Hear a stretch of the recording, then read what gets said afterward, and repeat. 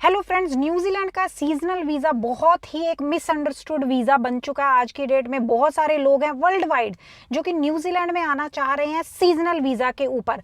उनको जो एजेंट्स हैं, एजेंसीज हैं, उनको एक बड़ा अच्छा झांसा दे रही हैं, हमें इतने लाख रुपए दो और हम तुम्हारा न्यूजीलैंड का सीजनल वीज़ा लगवा देंगे और आपकी परमानेंट सेटलमेंट हो जाएगी। ठीक है, आज की इस वीडियो में मैं आपको सारा ब्रेकडाउन बताऊंगी एक्चुअली है क्या न्यूजीलैंड का सीजनल वीज़ा और कौन सी इसके अंदर टाइप्स आती हैं, क्या आपका एक सही रास्ता हो सकता है अगर आपने न्यूजीलैंड सीजनल वीज़ा के ऊपर आना है। वीडियो को एंड तक देखना। अगर आप सीजनल वीज़ा पे आने की कोशिश कर रहे हैं तो इस वीडियो में आपको सारी इंफॉर्मेशन मिल जाएगी और आप अपने लाखों रुपए जो है वो सेव कर पाएंगे। तो सबसे पहले गाइस समझते हैं कि सीजनल वीज़ा होता क्या है। न्यूजीलैंड के अंदर पीक सीजन्स में डिफरेंट सेक्टर्स के अंदर, इंडस्ट्रीज के अंदर जॉब्स निकलती हैं। जैसे कि आपने सुना होगा डेयरी फार्मिंग के अंदर, एग्रीकल्चर के अंदर, फिर यहाँ जैसे एक स्नो का सीजन होता है, जून जुलाई का विंटर का सीजन, तो टूरिज्म के अंदर निकलती हैं। फिर यहाँ पर वो लाइव स्टॉक के ऊपर बहुत काम होता है, उसके रिलेटेड बहुत सारी जॉब्स निकलती है, पर उसका एक सीजन होता है। तो उस सीजन के दौरान क्या करते हैं वो लोग, जो एम्प्लॉयर होता है अपना जॉब्स निकालता है। ठीक है, जॉब्स निकालता है क्यों? क्योंकि उसको उसके दौरान जो है लोग चाहिए रहते हैं, तो उसलिए वो एक सीजनल वीज़ा जो है यहाँ पर निकाला गया। अब सीजनल वीज़ा में आपको एक सिंपल वर्ड्स में समझाती हूँ। मान लो अमन है, अमन अपनी कंट्री में बैठे बैठे, इंडिया में बैठे बैठे एक जॉब देखता है अपना seek.co.nz के ऊपर, जो कि होती है एक सीजनल जॉब। मान लो डेयरी फार्मिंग इंडस्ट्री के अंदर होती है।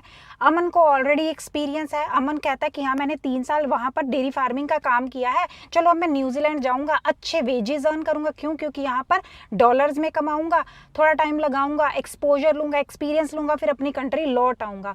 अब उसने तो सारा कुछ सेट कर दिया, ठीक है, पर उसका एजेंट भी उसको गारंटी दे रहा है, हाँ अमन तुम मेरे को इतने पैसे दो, मैं तुम्हारी वहां पर जॉब लगवा दूंगा, सीजनल वीज़ा तुम्हारा हो जाएगा, जॉब हो जाएगी, सेटलमेंट हो जाएगी। पर this is not the right way. उसको, अमन को क्या करना, अमन को ये देखना है जहां वो जॉब अप्लाई कर रहा है क्या उसका एम्प्लॉयर फुली एक्रेडिटेड एम्प्लॉयर है, क्या वो जिस रोल पे जा रहा है क्या वो रोल के लिए एलिजिबल है। तो ये 2 चीजें उसको देखनी है। उसके बाद अमन को डिसाइड करना है कि मुझे सीजनल वीज़ा के अंदर कौन से 2 डिफरेंट टाइप के सीजनल वीज़ा है, किस सीजनल वीज़ा के ऊपर मैं अप्लाई करूं। दोनों की कंडीशंस अलग अलग हैं। अब मैं आपको उसका ब्रेकडाउन दे देती हूं कि 2 जो सीजनल वीज़ा हैं वो किसके अंडर आते हैं। पहले तो दोनों सीजनल वीज़ा आते हैं अपने एक्रेडिटेड एम्प्लॉयर फ्रेमवर्क के अंदर। पहला अपना सीजनल वीज़ा है ग्लोबल वर्कफोर्स सीजनल वीज़ा, दूसरा अपना वीज़ा है पीक सीजन वीज़ा। दोनों की कंडीशंस अलग हैं। ग्लोबल वर्कफोर्स सीजनल वीज़ा की जो कंडीशन है मैं आपको वो बता देती हूँ, आप देख लेना कि आप उसके लिए एलिजिबल हो कि पीक सीजनल वीज़ा के लिए एलिजिबल हो।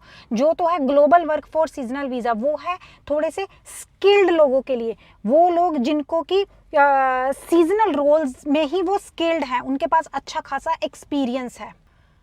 सबसे गुड न्यूज़ जो है इस वीज़ा की, आपको इसमें कोई भी इंग्लिश टेस्ट नहीं देना। इंग्लिश टेस्ट गाइज मानिए बहुत बड़ा बैरियर होता है जब आप किसी इंग्लिश स्पीकिंग कंट्री के अंदर किसी भी वीज़ा पे जाते हैं।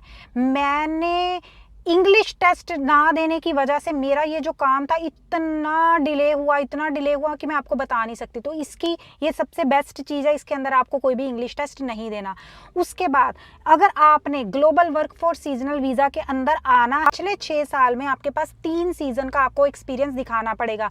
फॉर एग्जाम्पल आप डेयरी फार्मिंग में आ रहे हैं, 2025 चल रहा है, तो आपने उनको दिखाना है मैं 2020 से लेकर के 2020 से 2025 के बीच में मैंने 3 साल जो है डेयरी फार्मिंग के अंदर काम किया है। 3 सीजन का आपको रेलेवेंट एक्सपीरियंस दिखाना है। उसके बाद इसकी जो सबसे मेन कंडीशन है, आपके पास फुल टाइम जॉब ऑफर होनी चाहिए अपने क्रेडिटेड एम्प्लॉयर से।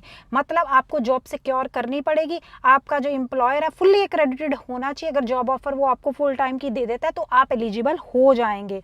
इंग्लिश टेस्ट आपको नहीं चाहिए। ये वीज़ा ओवरऑल जो है इतना कॉम्प्लिकेटेड नहीं है। उसका सबसे मेन रीज़न क्या है, या जो एम्प्लॉयर होगा ना, उस एम्प्लॉयर को इस वीज़ा पे जब लोग बुलाने हैं ओवरसीज से, उसको अपना मार्केट में जॉब ओपनिंग को पब्लिश नहीं करना पड़ेगा। यूजुअली क्या होता है, जब भी कभी ओवरसीज से उनको कैंडिडेट मंगवाना होता है ना एम्प्लॉयर को, उसको अपनी जो जॉब रोल होते हैं वो पब्लिश करने पड़ते हैं, गवर्नमेंट को बताना पड़ता है मैंने ये जॉब रोल पब्लिश किया, मैंने कोशिश अपनी पूरी की लोकल कैंडिडेट लेने की, क्योंकि मेरे को लोकली यहाँ पर कोई लोग नहीं मिले इसलिए मैं ओवरसीज से मंगवा रहा हूँ। तो इस वीज़ा में उसको ये नहीं करने। एज लॉन्ग एज आपका जो एम्प्लॉयर फुल्ली एक्रेडिटेड है तो वो आपका वीज़ा जो है स्पॉन्सर आराम से कर सकता है, ठीक है। बस आपके पास अच्छा एक्सपीरियंस होना चाहिए 3 सीज़न का पिछले 6 साल के अंदर।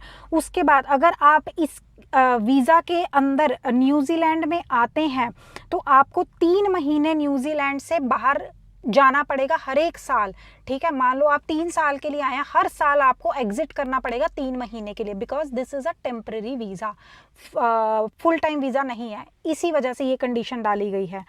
अब इसके अंदर आपको कौन कौन से जॉब रोल्स मिलेंगे, तो इसके अंदर आपको मिल सकता है शेयरर, जैसे वो क्या कहते हैं, वो शीप नहीं होती उसके ऊपर से वो बाल निकालने का काम, स्लॉटरिंग करना, मीट वाली कंपनी के अंदर वाइन मेकर हो गया, स्नो स्पोर्ट्स इंस्ट्रक्टर हो गए, माउंटेन या ग्लेशियर के अंदर गाइड बनने का काम हो गया, चेयर लिफ्ट ऑपरेटर हो गए, ठीक है।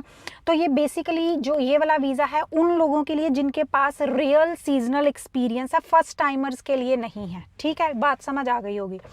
अब हम बात करते हैं पीक सीजनल वीज़ा की। ये होता है शॉर्ट पीक सीज़न के लिए। इसके लिए आपको बहुत ज़्यादा स्किल सेट नहीं दिखाना पड़ेगा, ये एंट्री लेवल और लो स्किल्ड वर्कर्स के लिए हो सकता है, ठीक है। और इसमें आप 7 महीने तक रह सकते हैं, अपना काम कर सकते हैं, पैसे अर्न कर सकते हैं, उसके बाद आपको अपनी कंट्री में वापस लौटना पड़ेगा। अगेन इसकी कंडीशन क्या, आपको इंग्लिश टेस्ट नहीं देना, जो कि बहुत बढ़िया बात है। सेकंड कंडीशन, आपके पास फुल टाइम जॉब ऑफर होनी चाहिए अपने एक्रेडिटेड एम्प्लॉयर से।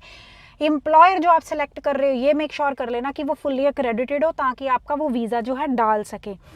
आपके पास at least 1 season of relevant experience होना चाहिए पिछले 3 साल में, ठीक है। 2025 चल रहा है, 25, 24, 23, पिछले 3 साल में 1 सीजन का आपको रेलेवेंट एक्सपीरियंस दिखाना। अगर आप डेयरी फार्मिंग में जा रहे हैं, आपको 1 सीजन का एक्सपीरियंस दिखाना कि मैंने पिछले 3 साल में 1 सीजन इस इंडस्ट्री में काम किया है।